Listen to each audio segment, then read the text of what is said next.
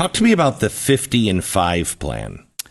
So the UN has partnered with Bill Gates on this, what they call digital public infrastructure. It's a very fancy term. And I think the simplest way to understand it is they're building a giant digital gulag for all of humanity. So the UN Development Program has officially launched this. It was officially launched at the end of last year, where they're going to get 50 governments, they call them countries, but really they mean governments, to impose at least some major element of this digital public infrastructure on their population within 5 years. So 2028. Passports. Digital IDs, and those are already emerging. In fact, many states are developing these now. I just went through the airport yesterday.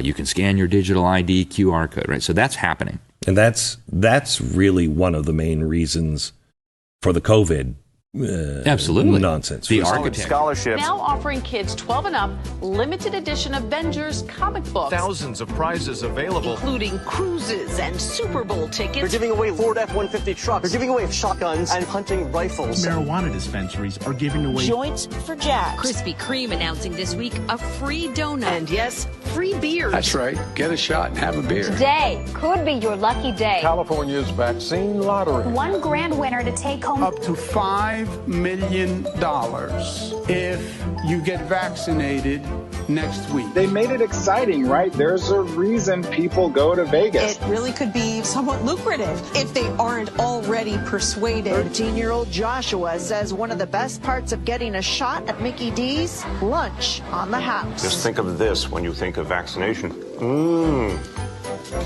Vaccination. If you need luck with love, dating apps are offering incentives too. Vienna Brothel is providing COVID-19 vaccinations and giving those who take up the offer a 30-minute session with a, quote, lady of their choice. We have finally found the one thing that makes us all more attractive, a vaccination. To love one another, as Jesus said, get vaccinated, get boosted. Do you think that it's being posed as politics, but it's behaving like a religion? Because it's acting like a religion. Down is the backbone of this global control grid that they're building. So then you've got the central bank digital currencies, which are already being unveiled. Right? They've already been released. The World Economic Forum just said a few days ago, 98% of the governments and central banks in the world are working on these CBDCs. Once they're fully operational, I guarantee you they're going to start waging war on cash much more openly. They'll say it's a tool for terrorists and pimps and every nasty thing, tax cheats, everything you can think of. Then you've got the payment processing systems, and you've also got, we just had the head of the World Health Organization talk about this recently, the digital health certificates, the digital vaccine passports. They're taking what the EU developed during the COVID, which, by the way, the European Commission was promoting vaccine passports in May of 2019, long before anybody ever heard of COVID or anything like that.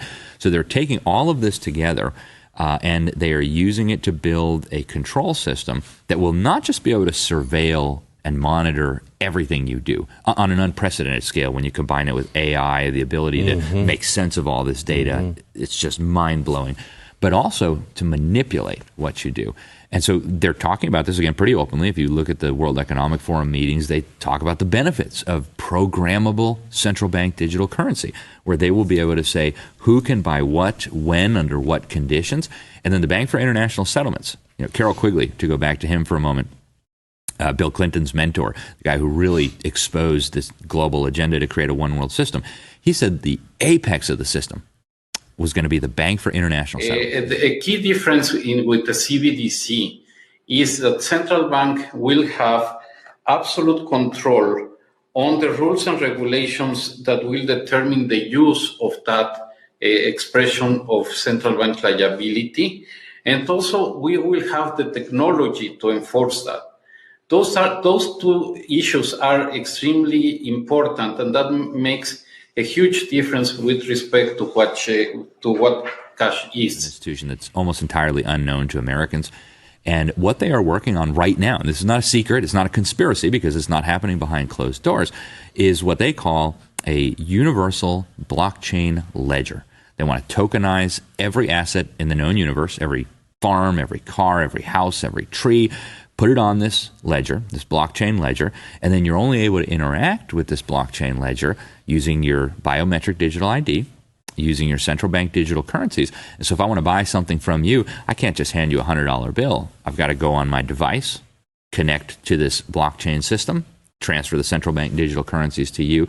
And so this is a mechanism for controlling humanity that I think is really unprecedented in human history. And when you take it all together, it's very obvious. Whole Foods, and I'm about to pay for my groceries with my...